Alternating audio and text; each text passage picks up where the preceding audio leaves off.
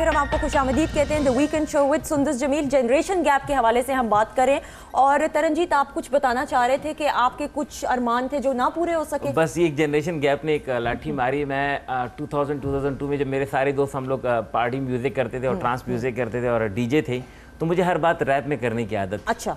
और मेरी अंत की बेइज्जती होती थी इस बात पे। अच्छा। रैप के ऊपर बात करने की, हर बात टेढ़ी करता था। लोगों ने कहा ये बदतमीजों की लैंग्वेज, बागी हो चुका है, बदतमीजों की लैंग्वेज। कैसे करते थे बताए ना।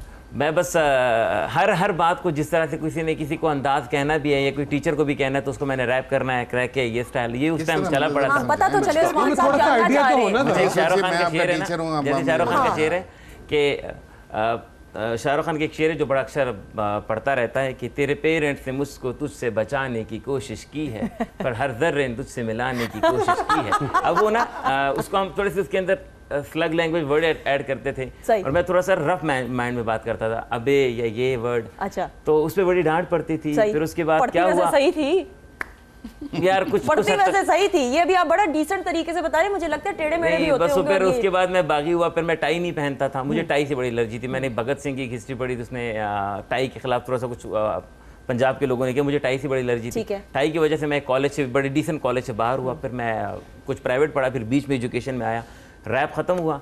फिर आज वो रैप करने वाले जो मेरे दोस्त है इस वक्त बॉलीवुड के किंग हैं, वो म्यूजिक है जो रैप करते थे आज।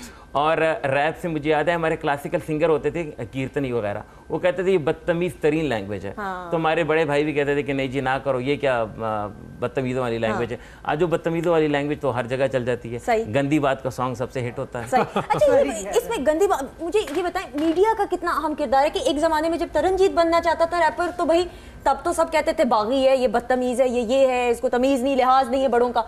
अब वही रैपर जो है वो करोड़ों रुपए अरबों रुपया कमा रहा है। जी, अब तो मतलब टाइम्स हैव चेंज। हम लोग को एक्चुअली, हम लोग अभी ब्रेक में यही बात कर रहे थे कि हम लोग को हिपोक्रेसी की बहुत आदत हो गई है। जो मुनाफकत है ना वो सबके अंदर ना चाहते हुए भी है। अभी भी आप, हम जो शोबिस के लोग हैं, उस्मान भाई आप एग्री करेंगे कि शोबिस के लोग हैं, उनको लोग फॉलो करते हैं, लाइक करते हैं, उनके फैन होते हैं, अंदर से खुद पसंद नहीं करते शोबिस को। ये अच्छा फील्ड नहीं है, अच्छे लोगों का फील्ड नहीं है, या इस टाइप की बातें अभी भी लोग करते हैं। लेकिन वो अपने लिए वो चीज़ नहीं चाहेंगे, अपने बच्चों को वो नहीं बनाना चाहेंगे, लेकिन वो हमें ज़रूर लाइक करेंगे, हमें पसंद करेंगे, लेकिन बैक ऑफ द माइंड उनका ये होता है। और दूसरा मैं एक ही चीज़ ज़रूर कहना चाहूँगा यहाँ पे कि जैसे अब इंडियन फिल्म की जैसे भी ये बात कर रहे थे, तो जितनी भी मैंने नई इंडियन फिल्म देखी हैं उनमें जो बूढ़े दादियां और नानियां दिखाई हुई हैं वो बड़ी लिबरल दिखाई हुई है कि अगर उनकी जो लड़की है वो किसी को पसंद करती है, उनकी ग्रैंड डॉटर किसी को पसंद करती है, तो सबसे पहले नानी आती है कि अच्छा, अच्छी बात है तूने उसको पसंद किया, तू छोड़ अपने अब्बे की बात, मैं तुझे उससे मिलवाऊंगी, ये करूंगी। तो ये चीज बड़ी अच्छी है। ये गैप जो है ना ये फिल हो रहा है, उससे हम लोग को भी दिखाना चाहिए, क्योंकि हम लोग का एक्चुअली यही बात होती है कि बड़े जो है वो बड़े सीरियस होते हैं, उनकी डांटे होती है। तो बेसिकली आपने अपनी ईगो को छोड़ के अच्छा बच्चा पालना है। जैसे उस्मान भाई ने कहा कि इंटेलिजेंस जो होती है वो इम्तिहानों के मरहूने मिन्नत नहीं होती बच्चों। आपने इम्तिहान में अगर फर्स्ट भी आ गए ना तो आप, इसका ये मतलब नहीं आप इंटेलिजेंट बिल्कुल सही, ठीक है ना। आपने बेसिकली तालीम के साथ तरबियत भी लेनी है। बिल्कुल। तो तरबियत इज़ वेरी इंपॉर्टेंट। तो ये सोचा, जैसे उस्मान भाई ने कहा कि वो इतने इंटेलिजेंट थे लेकिन सेकंड डिवीजन आती थी, इट वाज ओके, बिकॉज वो इम्तिहान के मरहूने मिनट वो चीज़ नहीं थी।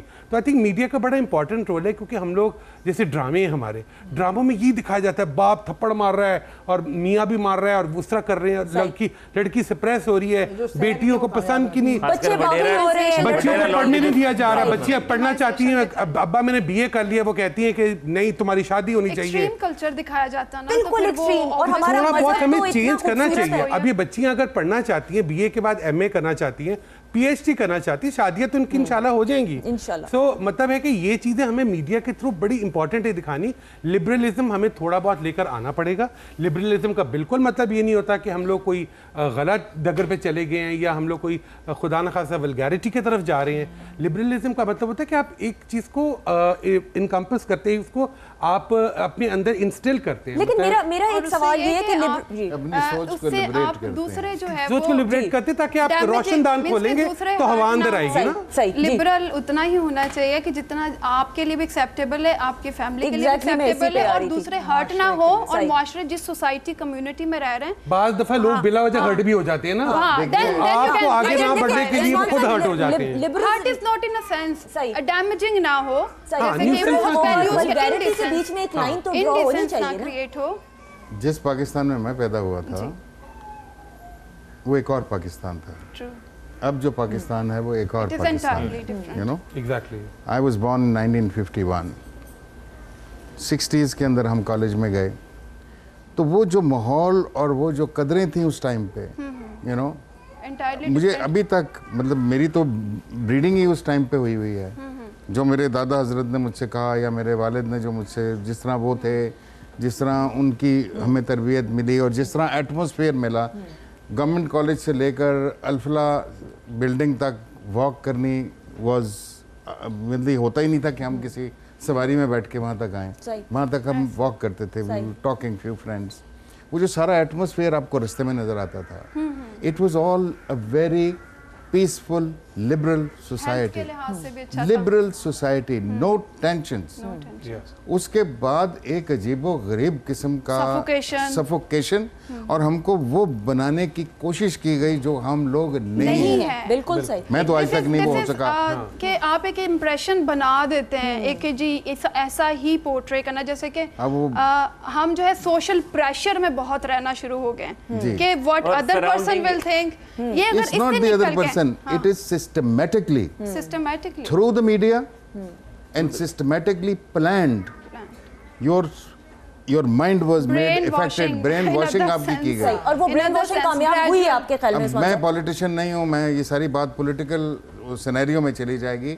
हमको एज अ कॉम मजबूर करके, म्यूटिलेट करके हमारे ऊपर फोर्स की गई ये चीज़ें। लेकिन मेरा एक इख्तिलाफ है उस्मान साहब, मैं सादिया जी आपसे भी, जब तक आप खुद एक्सेप्ट ना एक चीज़ को करो, जब आप चाहे मेरे पे जितना फोर्स कर लें, जब तक मैं खुद उसको दिल से, दिमाग से एक्सेप्ट नहीं करूंगी, मैं कैसे उस चीज़ को आगे से एग्जीक्यूट करना शुरू की? आपने बात लेकिन कॉन्फ्लिक्ट तो आ गया ना, जिसकी गैप की आप बात कर रही हैं, ये सिर्फ जनरेशन गैप नहीं है। मैं बार बार मैं इस जनरेशन गैप से बाहर निकल कर बात कर रहा हूँ, क्योंकि मेरा एक्सपीरियंस जनरेशन गैप का है ही नहीं। मैं आपसे बात कर रहा हूँ कि गलत हिस्ट्री पढ़ाई गई, ठीक है, वो कंफ्यूजन है। बेशक आपको गलत मजहब को 10 तरीकों से बताने की कोशिश की गई, वो गलत है, यू नो। स्टेट का काम नहीं है मजहब पढ़ाना, स्टेट का काम नहीं है। और आपको जबरदस्ती, अभी मैंने यही कहा कि आपके पाकिस्तान का जो स्पेलिंग है वो ब से होगा, अब पाकिस्तान होगा। हमारे बच्चे बे से पाकिस्तान को लिखेंगे, पाकिस्तान से नहीं लिखेंगे, क्योंकि गाड़ियों के ऊपर तो ऑलरेडी ये नंबर प्लेट आ गई। किसी ने क्या आके मुझसे पूछा कि भाई हम अब इसको पाकिस्तान कहेंगे, हम इसको पाकिस्तान नहीं कहेंगे। Nobody asked me that.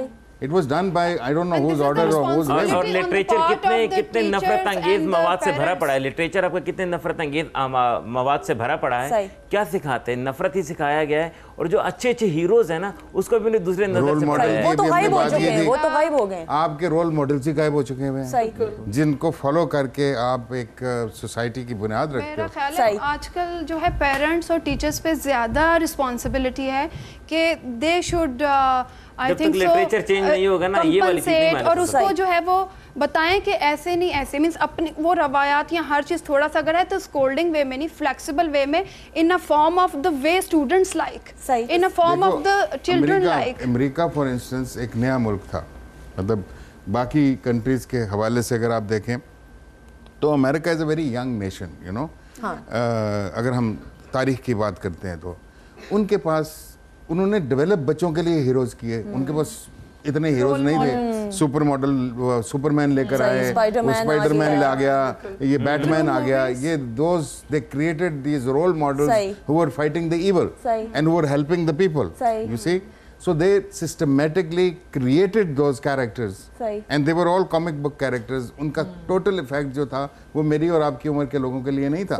That was for the children. उन माइंड के लिए था जो डेवलप हो रहा है और जो उसको वो करेगा, ग्रास्प करेगा. को ट्रांसफर किया जाए, वो वैल्यूज जो सुपर हीरो में हैं. तो हमारे पास जो रोल मॉडल्स थे भी, हमने उनको भी डिस्प्यूटेड बना दिया, you know. और दूसरा सर एक ये जो कंट्रीब्यूटर्स है ना, आइकॉन जिन्होंने इस खित्ते को कुछ दिया, उसको हमने इग्नोर किया, चाहे किसी को ज़ात के नाम पे, चाहे बड़ी कैपेसिटी के नाम पे, चाहे छोटे सूबे के नाम पे, या उसकी सोच में थोड़ा सा डिफरेंस होने पे। हमारी सरजमीन जो है सूफियों के, पीर फकीरों की है। कितना हमारी किताबों में सूफियाओं का जिक्र है और कितना उन रूलर्स का जिक्र है जो कि हमलावर आते थे और यहाँ फतह करते थे। और फिर कंट्रीब्यूटर जिन्होंने ये शहर बनाया, किनको पता है कि लाहौर की सारी सैनिटेशन गंगाराम ने की और गंगाराम का जिक्र नहीं है, गुलाब देवी का कोई जिक्र नहीं है। गंगाराम के हवाले से मैं भी कहना चाह रही थी, आपने नाम लिया, असेंबली में एक दिन बहस चल रही कि इसका नाम चेंज कर दिया जाए। तो हमने कुछ लोगों ने कहा कि आप बताएं, अगर गंगाराम रखा गया, नो मैटर वो कोई मजहब गया किससे था, लेकिन उनकी वहाँ की खिदमत है, काम है, इसलिए रखा गया। आज हम किसी भी बंदे के जो भी उस बंदे की हमने काम को तो फरामोश कर दिया ना, हमने कहा हम ये नहीं होने देंगे कि ये गलत है, सिर्फ इसलिए कि हम मजहबी चीजों को लेके और उसका नाम रहना चाहिए। चंदा जमा नहीं किया, पहला खवातीन के लिए मेडिकल कॉलेज, फातिमा जना मेडिकल कॉलेज, याद है, उसके ऊपर डॉक्यूमेंटेड है कि सर गंगाराम ने अपनी जिंदगी के अंदर चंदा नहीं लिया और उसकी इतनी प्रॉपर्टी थी। He was a very rich man, he was an engineer, और जो उसको कॉन्ट्रैक्ट्स मिलते थे उसका एक सर्टेन हिस्सा वो लोगों के ऊपर खर्च करते थे। रामपुर में उनकी इतनी जमीन है, इतनी प्रॉपर्टी। मेरे ख्याल में हमारा प्रॉब्लम ये, हम ब्रेक लेंगे, ब्रेक के बाद वापस आएंगे। अब सोल्यूशन की तरफ भी आना है और जरा थोड़ी सी कॉन्क्रीट हमने बातें करनी है कि इसका हल कैसे निकाला जा सकता है जनरेशन गैप का। मैं यंगस्टर्स की तरफ भी आऊंगी। हम एक्सेप्ट नहीं करते हैं कि अगले बंदे ने कोई अच्छा काम किया है। वो जो अगर आपकी सेल्फ स्टीम है ना, उससे अगर आप बाहर निकलें, अपनी ईगो से बाहर निकलें, तो बड़ी जिंदगी में आसानियां वैसे भी हो सकती हैं। ब्रेक लेंगे, वापस आएंगे, स्टे ट्यून्ड।